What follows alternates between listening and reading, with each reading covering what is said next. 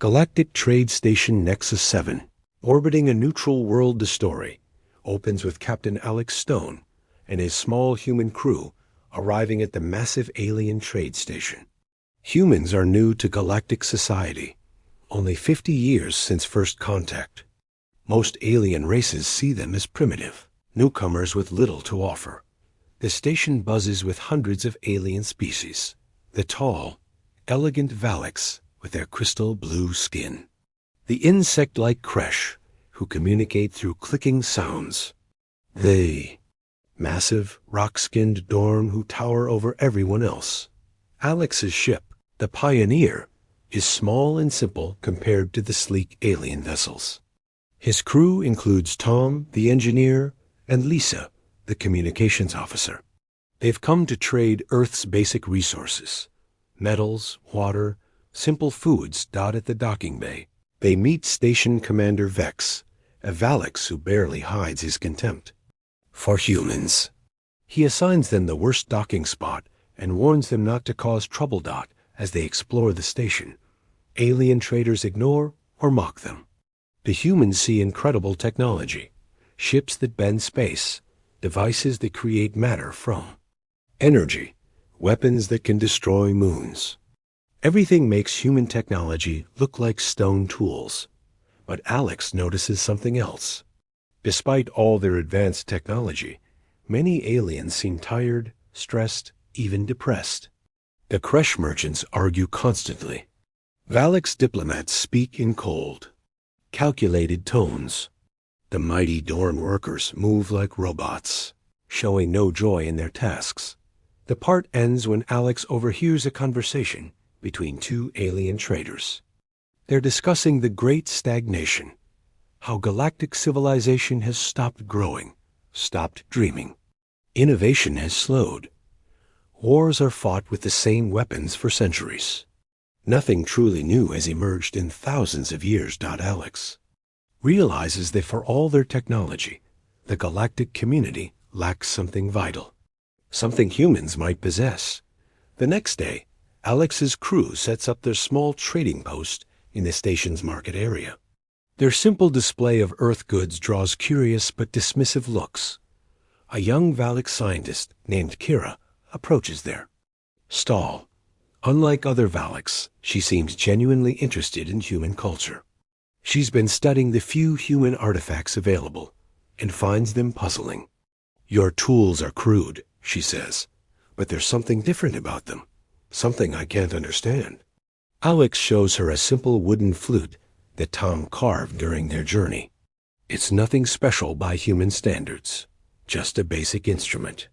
Made from earthwood. Kira examines it with her advanced scanners. The readings confuse her. The wood itself is unremarkable, but there's something else, something her instruments can't measure. "Play it," she requests. Tom takes the flute and plays a simple melody, an old Earth folk song about hope and home. The music drifts through the marketplace. Something extraordinary happens. Aliens stop what they're doing. The constant chatter quiets. Kresh workers pause their clicking conversations. Dorn laborers look up from their tasks. Even the proud Valak's diplomats turn their heads. The melody is simple, but it carries something the aliens haven't heard in millennia. Pure emotional expression. Human music doesn't just make sound. It carries feelings, memories, dreams, and stories. As Tom plays, several aliens approach. Their expressions change. The Kresh begins swaying slightly. The Dorn's rocky faces soften. The Valaks' cold eyes show warmth. When the music ends, silence follows. Then something unprecedented happens. The aliens begin asking questions. Not about technology or trade goods, but about the music itself. How was it made? What does it mean? Why does it make them feel different? Kira realizes what she's witnessing. "You call this art, don't you?" she asks Alex. Alex nods, surprised by her reaction. "It's just music. All humans make it." "All humans?" Kira's voice carries disbelief. Lisa steps forward and begins singing. No instruments, Just her voice carrying a lullaby her grandmother taught her. The effect is even stronger. Several aliens actually show tears, or their species equivalent. Part ends with Kira making a stunning revelation. Galactic civilization lost the concept of art thousands of years ago. In their pursuit of efficiency and logic, all races gradually abandoned creative expression. They built incredible technology, but lost their souls. "We have conquered space," Kyra whispers. "But you humans have kept something we threw away. You still create beauty for its own sake." Word spreads quickly through the station. Commander Vex arrives with security, demanding to know why crowds are gathering at the human trading post. Alex explains they're simply sharing Earth culture. Vex scoffs until he hears Lisa singing again.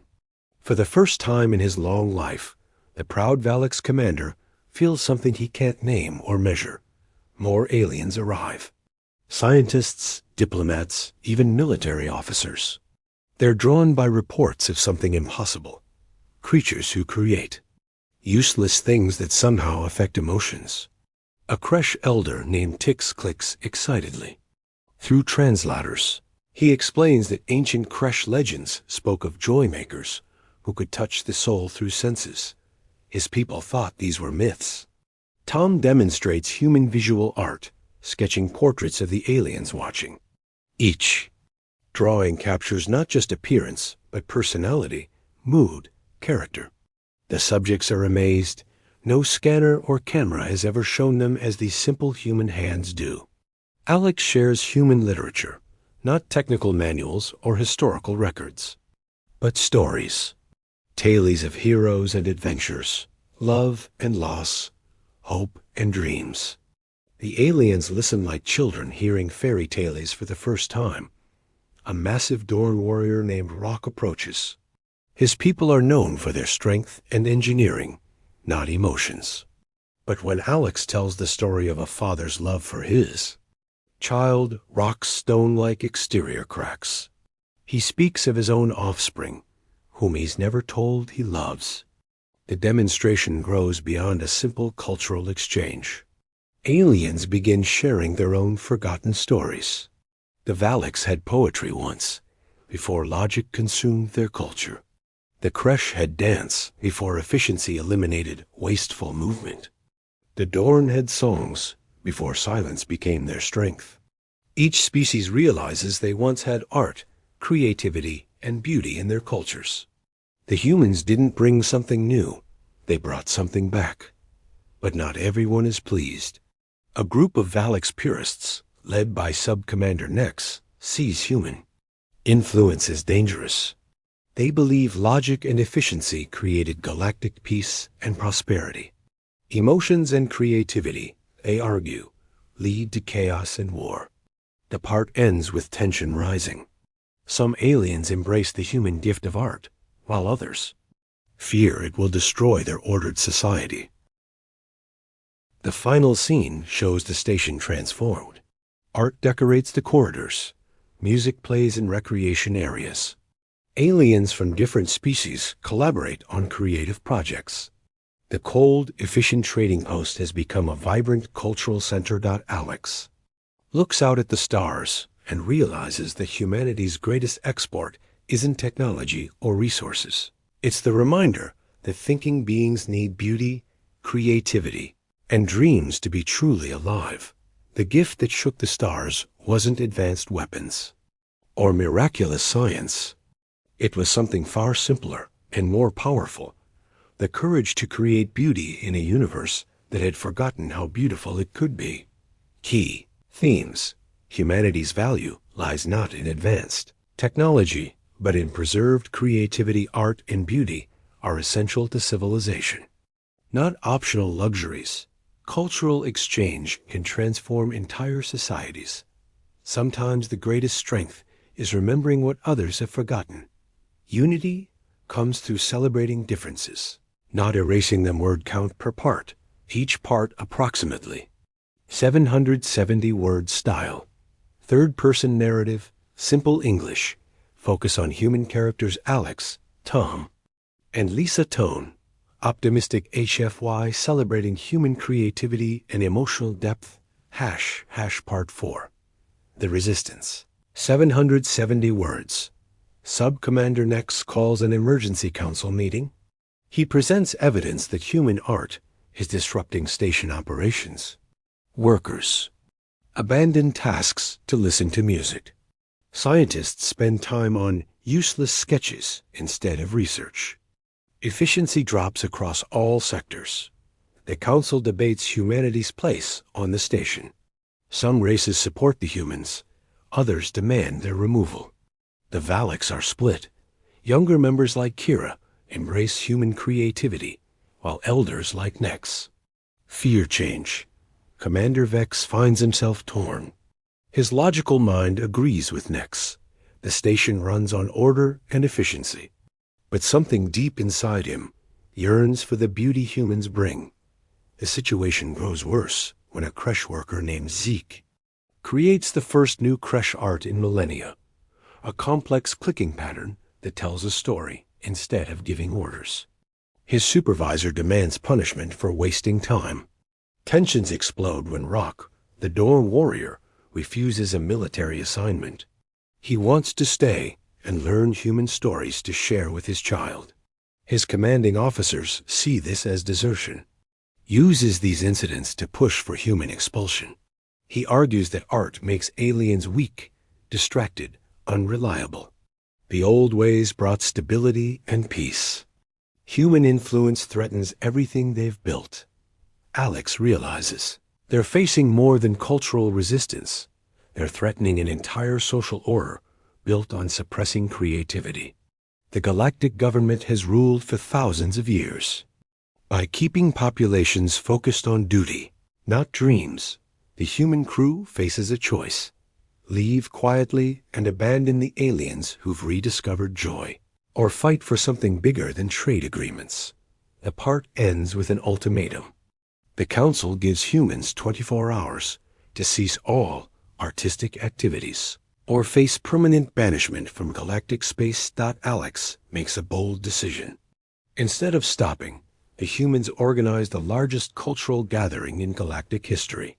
Help from Kira, Tix, Rock, and other alien friends, they send secret messages throughout the station. The message is simple: come remember who you were before you forgot how to dream. Despite the ban, aliens sneak away from duties to attend. The main docking bay fills with hundreds of beings from dozens of species. What follows isn't just a concert or art show. It's a cultural awakening. Humans share their greatest artistic achievements. Tom plays classical music that moves Valaks to tears. Lisa sings folk songs that make Creche remember their own melodies. Alex tells epic stories that inspire Dorn to recall their ancient heroic poems. But the real magic happens when aliens begin creating again. Kyra composes the first Valaks poetry in centuries. Tix leads his people in dance they thought was lost forever. Rock carves stone sculptures with techniques his ancestors knew. Gathering becomes a celebration of rediscovered identity. Each species remembers what made them unique beyond their functions in galactic society. Commander Vex arrives with security forces, ordered to end the illegal assembly. But he finds something he didn't expect: not chaos and disorder, but unity. And joy unlike anything he's seen. That Sub-Commander Nex demands the humans be arrested, but Vex hesitates. He watches a creche child laugh at a human joke while their dorm teacher gently helps her draw pictures. He sees former enemies from different species creating beauty together. Look around, Alex tells Vex. Is this the chaos you feared? Or is this what your people could be? Vex makes his choice. Instead of arrests, he officially declares the event a cultural research project. His authority protects the gathering from nexus interference. The story climaxes when all species join together in the first intergalactic artistic collaboration, a musical piece that combines human instruments, creche clicking, Valaks harmonies, and dorm rhythms. The music they create represents not just art, But the harmony possible between different people's .news spreads beyond the station. Across the galaxy, suppressed creative spirits awaken. Planets begin rediscovering their lost arts. The Great Stagnation ends as beings remember how to innovate, dream, and create. The story ends with Alex's crew preparing to leave, their mission accomplished beyond all expectations. They came to trade goods, but ended up sharing something far more valuable. The reminder that intelligence without creativity is just advanced machinery. But intelligence with art creates true civilization. Commander Vex offers the humans permanent positions as cultural ambassadors. Other races extend similar invitations. Humanity finds their place in galactic society, not as junior partners, but as teachers of something the galaxy had forgotten. The final scene shows the station transformed. Art decorates the corridors. Music plays in recreation areas. Aliens from different species collaborate on creative projects. The cold, efficient # Part 4. The Resistance, 770 words. Sub-Commander Nex calls an emergency council meeting. He presents evidence that human art is disrupting station operations. Workers abandon tasks to listen to music. Scientists spend time on useless sketches instead of research. Efficiency #, a human gift that shook the stars. Story outline.